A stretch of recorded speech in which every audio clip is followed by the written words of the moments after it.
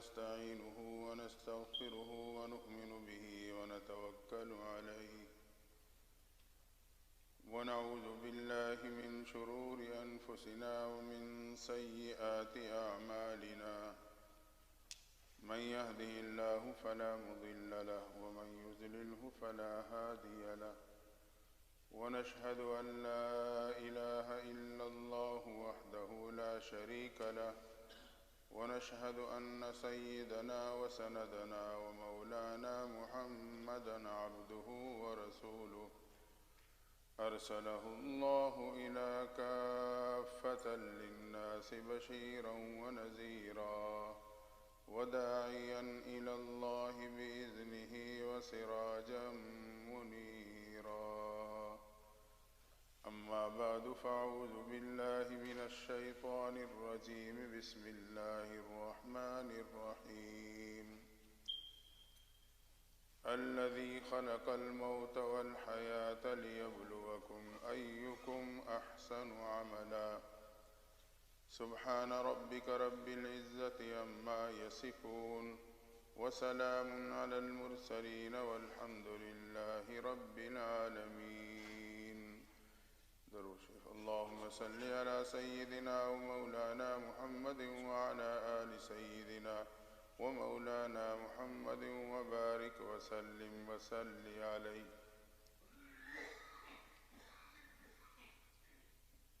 قرآن مجید کی ایک آیت کریمہ آپ کے سامنے تلاوت کی ہے جس میں اللہ تبارک و تعالی ایک راز سے پردہ اٹھا رہے ہیں فرمائے میں وہ ذات ہوں جس نے موت و حیات کو پیدا کیا تاکہ تمہیں آزماؤں کہ تمہارے میں سے کون اچھے اعمال کرتا ہے۔ ہم اور آپ اگر مارکیٹ میں جائیں جو چیز بھی لینی ہے تو پہلے اس کی کوالٹی چیک کرتے ہیں، اگر کوالٹی اچھی ہے تو زیادہ قیمت ادا کر کے بھی اسے لے لیتے ہیں۔ تو اللہ تعالیٰ فرما رہے ہیں کہ میرے بندوں میں نے موت و حیات کے نظام کو قائم کیا کہ تمہیں آزماؤں کہ تمہارے میں سے کون اچھے اعمال کرتا ہے۔ معلوم ہوا کہ اللہ تعالیٰ کو بھی اپنے بندوں کے اعمال میں کوالٹی مطلوب ہے، معیاری عمل، اچھا عمل، مقدار مطلوب نہیں، معیار مطلوب ہے۔ آپ نے تھوڑا ذکر کیا، تھوڑی تلاوت کی، تھوڑا عمل کیا، لیکن اخلاص سے کیا، خشوع خضوع کے ساتھ کیا، یقیناً اس پہ زیادہ اجر مرتب ہو جائے گا۔ تو اس آیت کریمہ میں اللہ تعالیٰ اسی راز سے پردہ اٹھا رہے ہیں کہ مجھے بھی تمہارے اعمال میں کوالٹی چاہیے، مقدار چاہیے، معیار نہیں۔ تین چیزوں کا تذکرہ کیا ہے، موت، حیات اور عمل حسن۔ اس کائنات کی ساخت پہ اگر ہم اور آپ غور کریں تو معلوم یہ ہوتا ہے اللہ نے اس کائنات کو عالم اجداد کی شکل میں بنایا ہے۔ عالم اجداد اس عالم کو کہتے ہیں جہاں ہر ایک چیز کی ضد پائی جاتی ہے، تقابل موجود ہوتا ہے۔ مثال کے طور پہ اگر اللہ نے مجھے اور آپ کو صحت کی دولت دی تو اس کے مقابلے میں بیماریوں کو بھی پیدا کر دیا، مال و دولت کی نعمت بخشی تو فقر و فاقہ کو بھی پیدا کر دیا۔ اسی طرح اگر اللہ نے مجھے اور آپ کو راحت و سکون کی دولت دی تو اس کے مقابلے میں مصائب اور پریشانیاں بھی پیدا کر دی، زندگی بخشی تو اس کے مقابلے میں موت کو بھی پیدا کر دیا کہ انسان اعتدال کی زندگی گزارنا، ایک دن موت آئے گی، تیری زندگی سے ٹکرا جائے گی اور اس کو پاش پاش کرتی ہوئی چلی جائے گی۔ تو معلوم ہوا کہ دنیا میں موت و حیات کا تقابل ہے، یہ دو چیزیں آمنے سامنے ہیں۔ اب یہ دیکھنا ہے کہ میرے اور آپ کی زندگی کی حقیقت کیا ہے، اس سے ٹکرانے والی چیز موت کی حقیقت کیا ہے۔ دوستو میرے اور آپ کی زندگی یہ انتہائی عارضی اور فانی ہے، اگرچہ بہت ہی قیمتی ہے، انتہائی عارضی۔ زندگی کی مثال یہ تو ہوا میں جلتے ہوئے اس چراغ کے مانند ہے جو ہوا کے ایک جھونکے کا محتاج ہوتا ہے، ہوا کا جھونکا آتا ہے، چراغ کو بجھاتا ہوا چلا جاتا ہے۔ یا میرے اور آپ کی زندگی اس روتے ہوئے انسان کے آنسو کے قطرے کے مانند ہے جو آنسو کا قطرہ اس کے پلکوں کے ساتھ آ کر رک جاتا ہے۔ پلکوں کے ساتھ رکا ہوا آنسو کا قطرہ ایک پلک جھپک کا محتاج ہوتا ہے، پلک جھپک میں وہ مٹی میں مل کے راکھ ہو جاتا ہے۔ یا میرے اور آپ کی زندگی اس بزرگ اور بوڑھے انسان کے ہاتھ میں پکڑے ہوئے اس لاٹھی اور عصا کے مانند ہے جو اس پہ اعتماد و سہارا کرتے ہوئے اپنے قدم آگے بڑھاتا ہے، لیکن وہ اس بات سے غافل ہے کہ اس کو اندر سے کیڑا لگ چکا اور وہ اسے کھوکھلا کر چکا ہے۔ وہ اس پہ سہارا لیتے ہوئے جیسے ہی قدم اٹھاتا ہے، اچانک لاٹھی ٹوٹتی ہے اور یہ زمین پہ گر پڑتا ہے۔ تو میرے اور آپ کی زندگی اسی لاٹھی کے مانند ہے۔ میں اور آپ اس پہ اعتماد کرتے ہوئے دنیا کے لیے قدم بڑھا رہے ہیں، لیکن اس بات سے غافل ہے کہ اس کو اندر سے وقت کا کیڑا لگ چکا، وہ اسے کھوکھلا کرتا جا رہا ہے۔ ایک دن اچانک زندگی کی لاٹھی ٹوٹے گی اور میں اور آپ دنیا سے چلے جائیں گے۔ تو معلوم ہوا کہ میرے اور آپ کی زندگی انتہائی عارضی اور فانی زندگی ہے، لیکن اس کے مقابلے میں جو اللہ نے موت کو پیدا کیا ہے وہ ایک مضبوط حقیقت اور اٹل فیصلہ ہے، ایک مضبوط حقیقت اور اٹل فیصلہ۔ موت ایسی مضبوط حقیقت اور اٹل فیصلہ ہے، اگر یہ کسی حکمران کے حکمرانی کے ذریعے سے اس کو روکا جا سکتا، فرعون کبھی دنیا سے نہ جاتا۔ موت کو اگر مال و دولت کے بلبوتے روکا جا سکتا، قارون کبھی دنیا کو نہ چھوڑتا۔ موت کو اگر حکمت اور فلسفوں کی بنیادوں پہ روکا جا سکتا تو یہ فیثاغورس اور ابو علی سینا جیسے فلاسفر کبھی زمین میں دفن نہ ہوتے۔ موت کو اگر زور بازو روکا جا سکتا، رستم و سہراب کبھی زمین میں نہ اترتے۔ معلوم ہوا کہ ان تمام چیزوں کے باوجود موت آ کر رہتی ہے، میں اور آپ دفنا کر رہتے ہیں، تو زندگی کے مقابلے میں موت ایک مضبوط حقیقت اور اٹل فیصلہ ہے۔ جب یہ دو باتیں واضح ہو گئی کہ زندگی انتہائی عارضی اور اس سے ٹکرانے والی چیز موت ایک مضبوط حقیقت اور اٹل فیصلہ، دیکھنا یہ ہے کہ پھر اس کے باوجود میں اور آپ غفلت کی زندگی کا کیوں شکار ہیں۔ یوں لگتا ہے کہ ہمارے اور آپ کی زندگی کبوتر کے مانند ہے۔ کبوتر جب موت کو بلی کی صورت میں آگے بڑھتے ہوئے دیکھتا ہے تو آنکھیں بند کر لیتا ہے۔ اس کے شعور میں یہ بات ہوتی ہے شاید اب میں محفوظ ہو گیا۔ تو لگتا ہے کہ ہم اور آپ بھی آنکھیں بند کر کے دنیا میں زندگی گزار رہے ہیں، شاید موت جس کو آنی تھی آگے، میں تو اس سے محفوظ ہوں، میں تو ابھی دنیا میں نے جینا ہے، زندگی گزارنی ہے۔ تو ضرورت اس بات کی ہے کہ ہم اور آپ کبوتر کے مانند موت پہ یقین کرنے کے باوجود آنکھیں بند کر کے زندگی نہ گزاریں، بلکہ آنکھیں کھول کے زندگی گزاریں، حلال حرام کو جانیں، جائز ناجائز کو پہچانیں، اپنے پرائے کو سمجھیں، اللہ تعالیٰ کے احکامات اور پیغمبر صلی اللہ علیہ وسلم کی تعلیمات کو سامنے رکھ کے اپنی زندگی کے سفر کو طے کریں۔ ورنہ جب بلی پنجہ گاڑتی ہے تو پھر کبوتر کو کوئی بچا نہیں سکتا۔ اگر موت نے پنجہ مار دیا تو پھر مجھے اور آپ کو توبہ کی توفیق اور لمحات بھی نصیب نہیں ہوں گے۔ تو اس سے پہلے کہ موت کا پنجہ میرے اور آپ کی زندگی پہ پڑے، ہم اور آپ سچی پکی توبہ کر لیں اور اپنی زندگی کو پیغمبر صلی اللہ علیہ وسلم کی تعلیمات کے مطابق گزارنے کی کوشش کریں۔ تیسری بات یہ، اللہ نے فرمایا موت و حیات کو پیدا کیا لیبلوکم ایکم احسن عملا، کہ میں آزماؤں کہ تمہارے میں سے کون اچھے اعمال کرتا ہے۔ عمل حسن کیا ہے؟ عمل حسن کی بنیاد دو چیزوں پہ ہوتی ہے، اخلاص اور پیغمبر صلی اللہ علیہ وسلم کی اتباع۔ اخلاص تو انسان کا دل جو ہے یہ مفتی ہے، یہ خود بتا دیتا ہے کہ میں اس کام میں مخلص ہوں یا مخلص نہیں ہوں، وہ تو میں اور آپ اپنے دل سے ہی پوچھ لیں گے۔ دوسری بات ہے اتباع رسول، پیغمبر صلی اللہ علیہ وسلم کی اتباع۔ اگر میرے عمل کی بنیاد اخلاص و اتباع رسول پہ ہوگی تو یہ عمل حسن کہلائے گا، اس پہ ثواب مرتب ہوگا، اللہ تعالیٰ کی قبولیت نصیب ہوگی، اور یہی میرے اور آپ کے لیے دنیا میں خیر اور آخرت میں نجات کا ذریعہ بن جائے گا۔ تو ہم اور آپ اپنی زندگی میں اخلاص کے ساتھ ساتھ پیغمبر صلی اللہ علیہ وسلم کی اتباع کو بنیاد بنائیں۔ یہ تب ممکن ہے کہ ہماری زندگی خیرخواہی کے جذبے سے مزین ہو جائے، خیرخواہی کا جذبہ، دوسرے کے ساتھ بھلائی، دوسرے کے ساتھ اچھائی، اگر بھلائی نہیں کر سکتے کم از کم برائی نہ کریں، اچھا نہیں کہہ سکتے کم از کم برا نہ کہیں، یہ بھی خیرخواہی میں شامل ہے۔ اور یہ خیرخواہی کا جذبہ اللہ تعالیٰ کو بہت پسند۔ بخاری شریف کا واقعہ ہے، آپ نے علماء سے سنا ہوگا کہ ایک فاحشہ عورت کا گزر ہو رہا ہے، اسے دیکھا ایک کتا پیاس کی شدت کی وجہ سے اس کی زبان نکلی ہوئی ہے اور وہ تڑپ رہا ہے۔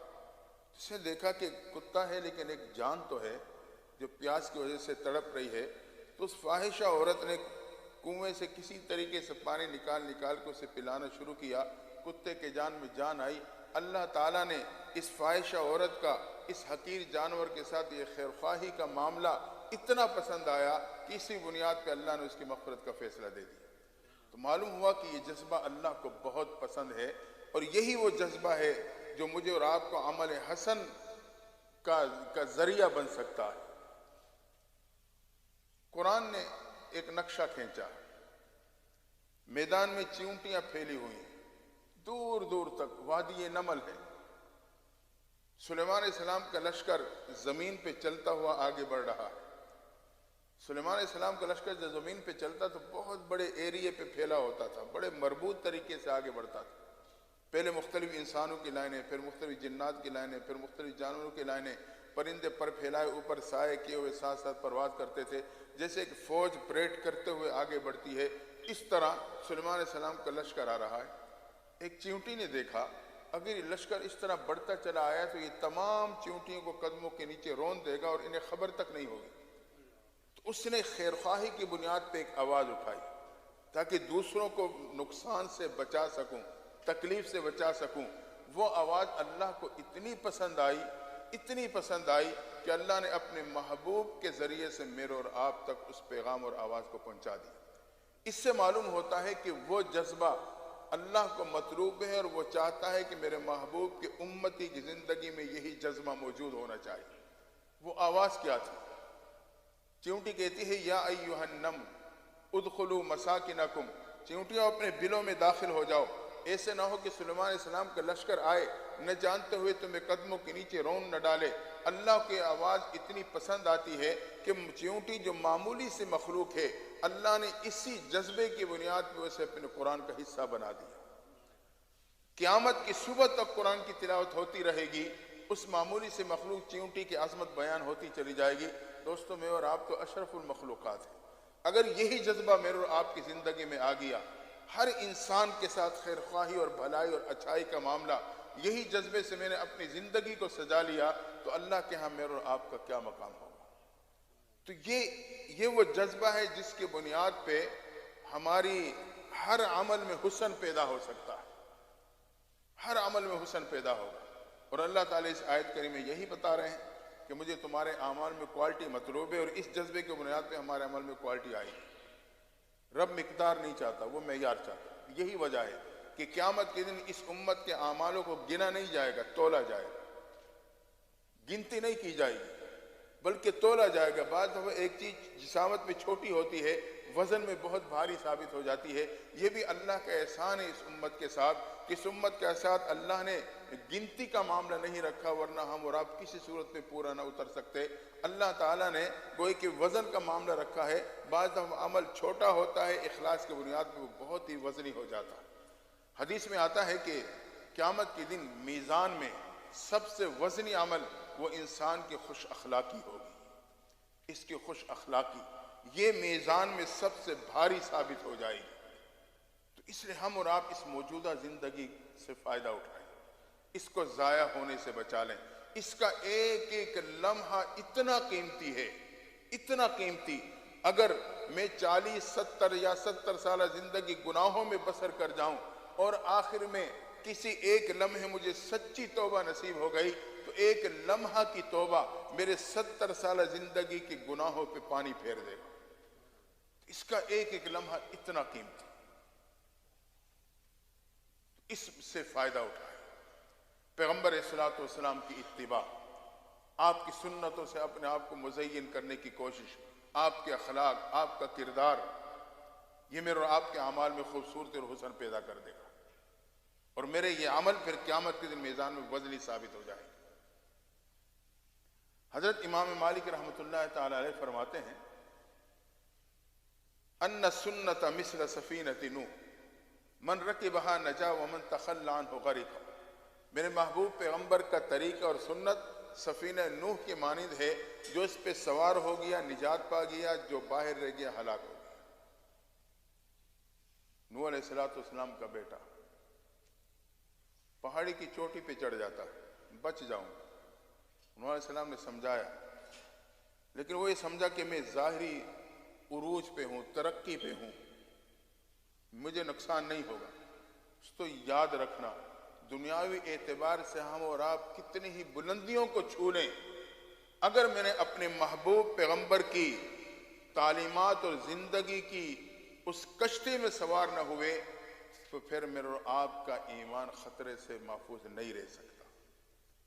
تو کوشش یہ کریں پیغمبر السلام کی سنتوں کی کشتی میں سوار ہو جائیں، تو پھر کتنا بڑا فتنوں کا طوفان کیوں نہ ہو، اللہ میرے اور آپ کے ایمان کی حفاظت فرما لے گا۔ پیغمبر السلام فرماتے ہیں من احیا سنتی اکرمہم اللہ باربع خصال، جس نے میرے سنت و طریقے کی حفاظت کی، اکرام کیا، اللہ تعالیٰ 4 طریقوں سے اس کا اکرام فرمائے گا۔ پہلا اکرام المحبت فی قلوب البررہ، اللہ تعالیٰ اس بندے کی محبت اپنے نیک لوگوں کے دلوں میں ڈال دیں، جو اللہ تعالیٰ کی رحمتیں ان پہ برستی ہیں اس میں اسے بھی حصہ ملے گا، اس کی دعاؤں میں بھی یہ شامل رہے گا۔ دوسرا اکرام الہیبۃ فی قلوب الفجرہ، اللہ فاسق فاجر کے دل پہ اس کا رعب بٹھا دیں گے۔ اور تیسرا اکرام السعۃ فی الرزق، اللہ اس کی رزق میں وسعتیں پیدا کر دے گا۔ اور چوتھا اکرام یہ ہے الثقۃ فی الدین، محبوب کے طریقے پہ عمل کرنے کی وجہ سے پورے دین پہ اس کو استقامت نصیب ہو جائے گی۔ فرمایا جس نے میرے طریقے کا اکرام کیا، اللہ 4 طریقوں سے اس کا اکرام فرمائے۔ وجہ یہ ہے کہ اللہ تعالیٰ کو اپنے محبوب کا نمونہ بہت پسند ہے، بہت پسند۔ موسیٰ علیہ السلام کوہ طور پہ گئے، نبوت ملی، معجزات ملے، حکم ملا اذهب الى فرعون انه طغى، فرعون کے پاس جاؤ، بڑا سرکش ہو چکا ہے۔ فرعون کے پاس آئے، توحید و رسالت کی دعوت دی، معجزات کا اظہار کیا، پہلے فرعون ڈر گیا، پھر اس نے جادو قرار دے کے مقابلے کا اعلان کر دیا۔ ایک وہ وقت آئے کہ میدان میں پورا لشکر ہے جادوگروں کا سامنے، تنہا موسیٰ علیہ السلام، لیکن اس سے پہلے ایک کمیٹی تشکیل دی گئی جس نے تمام مقابلے کے انتظامات ان کے ذمے تھے۔ وہ چونکہ ملکی سطح کا ایک مقابلہ بن چکا تھا، تو دستور یہ تھا کہ ایسے موقع پہ جو مقابلہ ہوتا تو دونوں فریقین کا لباس ایک جیسا ہوتا۔ اب کمیٹی سر جوڑ کے بیٹھی ہے، دونوں کے لباس ایک جیسا کیسے ہو؟ کسی نے کہا موسیٰ علیہ السلام ایک ہی فرد ہیں، انہیں کہیں گے کہ ہمارے جادوگر جیسے لباس پہن کے آنا۔ موسیٰ علیہ السلام نے انکار کر دیا، میں یہ مشابہت تو نہیں اختیار کروں گا۔ آخر کار انہوں نے مجبور ہو کے یہ فیصلہ کیا کہ موسیٰ علیہ السلام کے لباس جیسا لباس تیار کرا کے اپنے جادوگروں کو پہنا دو۔ اس صورت میں دونوں کے لباس ایک جیسا آمنا سامنا ہے۔ جادوگروں نے آپ کو پہل کی دعوت دی، آپ نے جادوگروں کو پہل کی دعوت دی، انہوں نے اپنے جادو دکھایا، رسیاں پھینکی، سانپ کی صورت میں آگے بڑھنے لگی۔ تو موسیٰ علیہ السلام نے اپنا عصا اسے میدان میں ڈالا، اس سے اژدہا بن گیا اور وہ میدان میں موجود تمام سانپوں کو نگل دیا۔ تو یہاں علماء نے لکھا ہے کہ فرعون سے ایک سیاسی غلطی یہ ہوئی تھی کہ وہ اپنے ملک کے ان جادوگروں کو جمع کر کے لایا تھا جس میں سے ہر ایک کا یہ دعویٰ تھا کہ میرے سر پہ کسی کا سر نہیں، میرے جادو کے مقابلے میں کسی کا جادو نہیں۔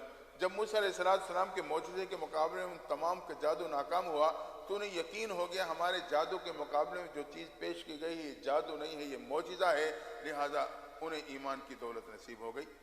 تو علماء نے لکھا اس میں ایک وجہ یہ بھی تھی کیونکہ انہوں نے ظاہری طور پہ اللہ کے پیغمبر کی مشابہت کو اختیار کیا تھا، ظاہری لباس ان جیسا ان کے نمونے کے مطابق لباس پہنا، اسی بنیاد پہ اللہ کو ان پہ پیار آ گیا اور اللہ تعالیٰ نے انہیں ایمان کی دولت عطا کر دی۔ جب جادوگروں کو لشکر ایمان لائے تو موسیٰ علیہ السلام نے اللہ سے یہ کہا یا اللہ مجھے نام تو فرعون کا دیا تھا کہ اس کے پاس جاؤ، وہ بڑا سرکش ہو چکا، انتخاب جادوگروں کا کر لیا۔ اللہ نے فرمایا ہاں میرے پیغمبر موسیٰ علیہ السلام، انہوں نے آپ کے نمونے کو اختیار کیا تھا، اس وجہ سے مجھے انہی پہ پیار آیا اور میں نے ایمان کی دولت انہی کو عطا کر دی۔ تو اللہ کو اپنے محبوب کے نمونے پسند آتا ہے۔ تو اگر ہم اور آپ بھی اپنی زندگی کو پیغمبر صلی اللہ علیہ وسلم کی تعلیمات کے مطابق ڈھالنا شروع کریں گے، وہ خیرخواہی کا جذبہ، وہ اخلاق، وہ کردار اگر ہم اور آپ اپنی زندگی میں پیدا کر لیں گے تو یقین اللہ تعالیٰ کو مجھے اور آپ کو بھی دنیا اور آخرت کی کامیابیاں عطا کر دے گا۔ صحابہ کرام کو یہی چیز تو نصیب ہوئی تھی، یہی چیز نصیب تھی۔ انہوں نے پیغمبر صلی اللہ علیہ وسلم کی اتباع میں کمال کا درجہ پا لیا تھا۔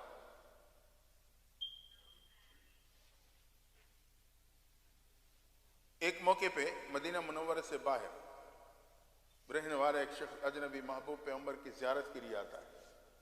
پیغمبر صلی اللہ علیہ وسلم صحابہ کی جرمٹ پہ موجود ہیں. جب اس آئے تو اسے پوچھنا پڑا کہ من منکم محمد صلی اللہ علیہ وسلم، تمہارے میں محمد صلی اللہ علیہ وسلم کون ہے؟ ظاہری مشابہت اتنی کامل کہ آنے والے اجنبی کو پوچھنا پڑ رہا ہے من منکم محمد صلی اللہ علیہ وسلم. اور یہی وجہ ہے کہ ہجرت کے موقع پہ جب حضرت صدیق اکبر رضی اللہ تعالیٰ عنہ آپ کی خدمت میں گئے، غار ثور سے ہوتے ہوئے مدینہ کے اوائل میں پہنچنے لگے، اہل مدینہ باہر استقبال کے لیے نکلے ہوئے. انہوں نے دیکھا کہ دو شخصیات آ رہی ہیں، نہیں معلوم آقا کون ہے، غلام کون ہے، پہلے زیارت نہیں کی.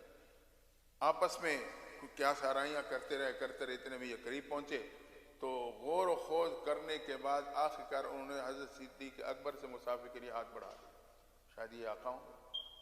صدیق اکبر نے سوچا محبوب کو سفر کی تھکاوٹ ہے، مسافر کی تھکاوٹ سے بچا لیتا ہوں. مسافر کو لیتے رہے مسافر مکمل ہوا. محبوب پیغمبر آگے بڑھے، ایک مقام پہ جا کے استراحت کے لیے لیٹ گئے. اہل مدینہ چاروں طرف موجود منظر دیکھ رہے ہیں.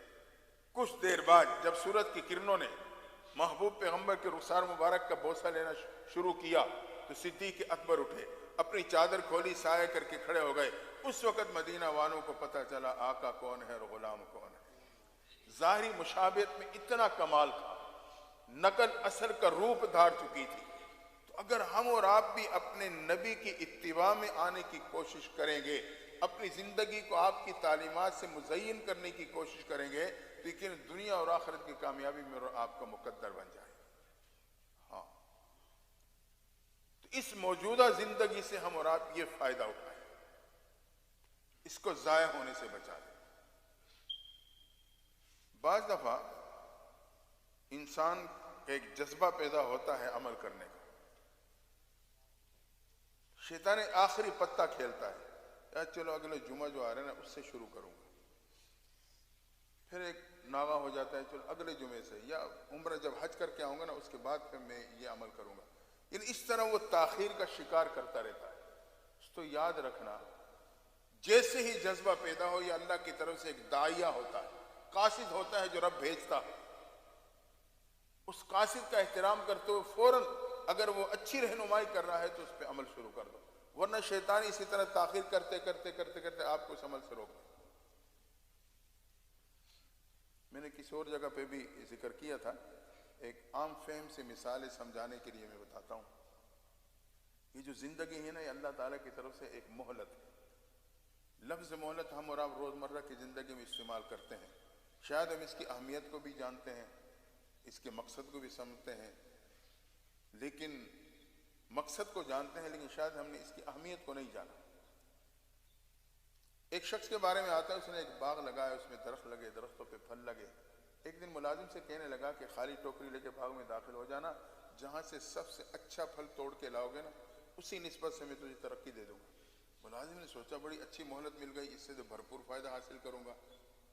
باغ بھی ہے، درخت ہے، درختوں پہ پھل ہے، میرے ٹانگوں میں چلنے کی طاقت ہے، ہاتھوں میں توڑنے کی طاقت ہے، نگاہوں میں دیکھنے کی صلاحیت ہے، جہاں سے اچھا پھل ہوگا ٹوکری بھر کے مالک کے سامنے پیش کر دوں گا. جب داخل ہونے لگا تو مالک نے ایک شرط لگائی، وہی میرے باغ 4 حصوں میں مشتمل ہے، جس حصے کو کراس کر دو گے واپس آنے کی اجازت نہیں ہوگی. اس نے کہا یہ تو آسان سی بات ہے. اس نے کہا منظور کر لی، ٹھیک ہے. اب ٹوکری لے کے باغ کے پہلے حصے میں قدم رکھتا ہے، نگاہوں کو اٹھا کے درختوں پہ جماتا ہے.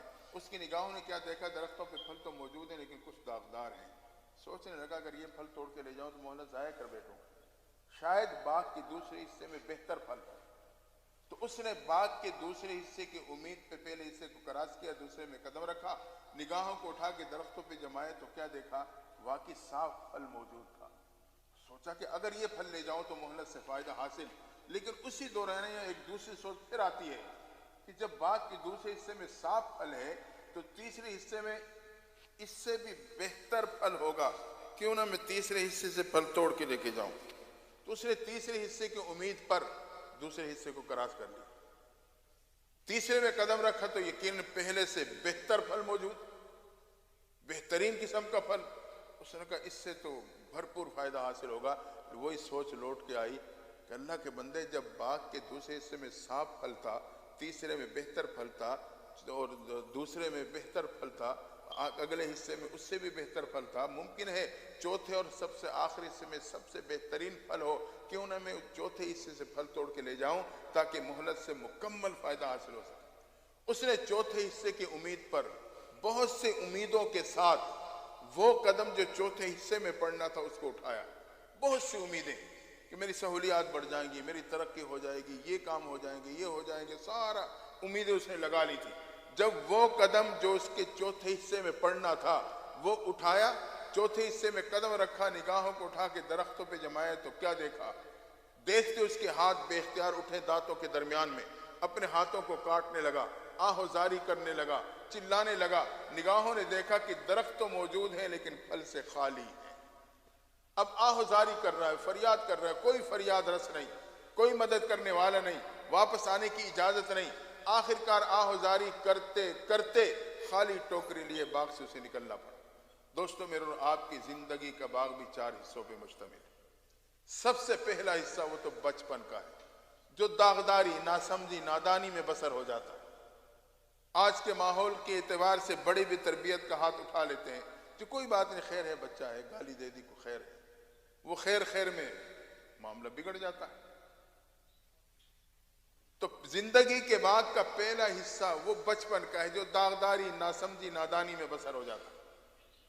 جب میں دوسرے باغ میں قدم رکھتا ہوں، میری جوانی پھوٹتی ہے، صلاحیتوں کا مالک بنتا ہوں، اچھا پھل لگتا ہے، تو اس وقت میرے نوجوان کی سوچ یہ ہوتی ہے ابھی تو جوانی ہے، اس کو مستانی میں گزاروں گا، جب جوانی عروج پہ پہنچ جائے گی، مستانی سنجیدگی میں بدل جائے گی، پھر اپنے مستقبل کے بارے میں بھی سوچ لوں گا۔ تو وہ اپنی اس جوانی کو مستانی میں گزارتا۔ اگر وہ اپنی صلاحیتوں کو استعمال کرتا تو دین دنیا دونوں کی تعلیم حاصل کر سکتا تھا، اپنا مستقبل بنا سکتا تھا، لیکن تیسرے حصے کی امید پہ وہ اس دوسرے حصے کو لہو و لعب میں گزار دیتا، حتیٰ کہ یہ زندگی کے باغ کے تیسرے حصے میں پہنچتا ہے، اس کی صلاحیتوں میں پختگی آتی ہے، اس کی مستانی سنجیدگی میں بدل جاتی ہے۔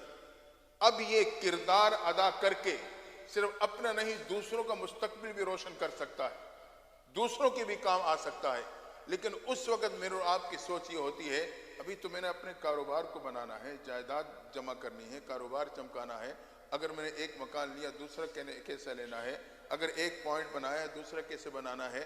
ہاں وہ زندگی کے باغ کے آخری حصے کی امید پر اس حصے کو، اس صلاحیتوں کو دنیا میں دنیا کے لیے ہی استعمال کرنے لگ جاتا۔ ہاں جب میری اولاد جوان ہوگی، میرا کاروبار، میرا سارا سیٹ اپ سنبھال لے گی، پھر میں اپنی آخرت کی فکر میں لگ جاؤں۔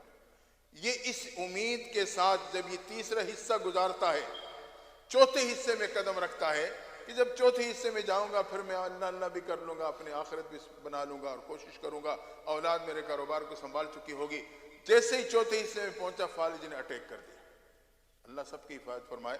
فالج نے اٹیک کر دیا، ٹانگ کی صلاحیت مفلوج، زبان کی قوت گویائی کمزور، آنکھوں کی بینائی کمزور، عقل کی سوچ میں کمی آ گئی۔ اب یہ معذور ہو کے چارپی پہ پڑا ہے، یہ وہ تنا ہے جو ہر قسم کی صلاحیتوں سے، پھل سے خالی ہو چکا ہے۔ اب یہ سب کچھ کرنا چاہتا ہے، کچھ کر نہیں سکتا۔ جب سب کچھ کر سکتا تھا کچھ کرنے کے لیے تیار نہیں تھا، اب صرف آہوزاری کرتا ہے، آہوزاری کرتا ہے۔ اولاد بھی 2-4 مہینے خدمت کر کے پھر وہ اپنے کاروبار کی طرف منہ پھیر لیتی ہے، صبح سویرے ناشتہ کیا، تیار ہو کے گئی، دفتر کو سنبھال لیا۔ اب ہر آنے والے کے سامنے یہ شکایت کرتا ہے اپنی اولاد کی، مجھے پوچھتی نہیں ہے، مجھے پتہ نہیں کرتی۔ بھئی اولاد کو جس دن کے لیے تو نے جوان کیا تو اس نے تو وہ کام سنبھال لیا، اب وہ اسے سنبھالے یا تجھے سنبھالے۔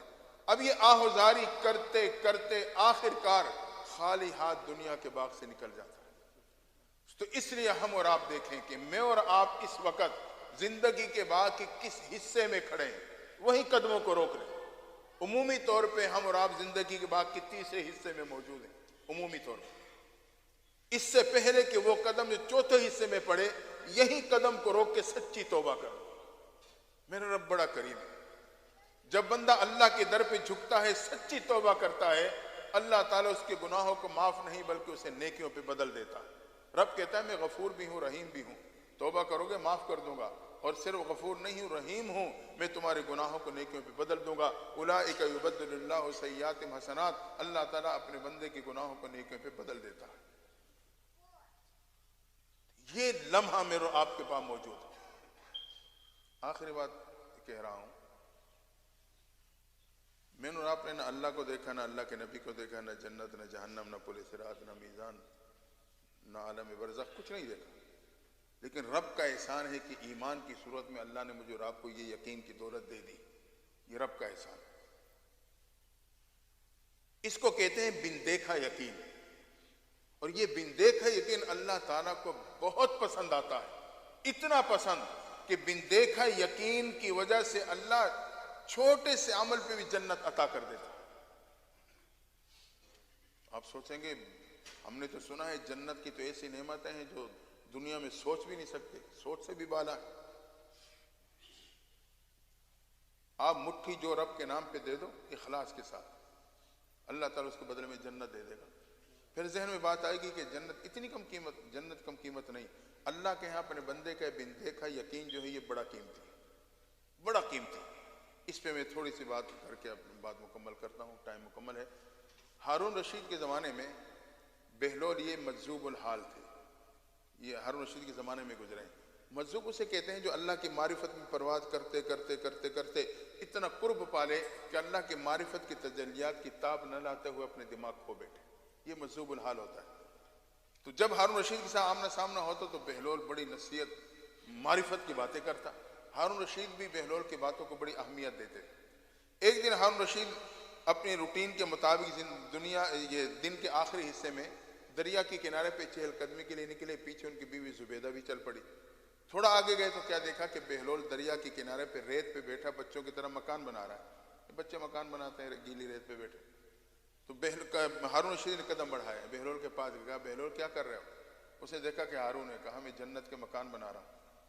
ہارون نے کہا جنت کے مکان بنائے کیا کرے گا؟ کہ بیچوں گا. کتنے کا دو گے؟ کہا 1 دینار. اب ہارون رشید سوچا مجذوب الحال ہے، اللہ کی محبت میں فنا، آخرت کی فکر میں مگن، اپنی کیفیت میں بیٹھا ہوا ہے. تو ہارون نے قدم بڑھائے، آگے چلے گئے. اتنے میں زبیدہ پہنچ گئی.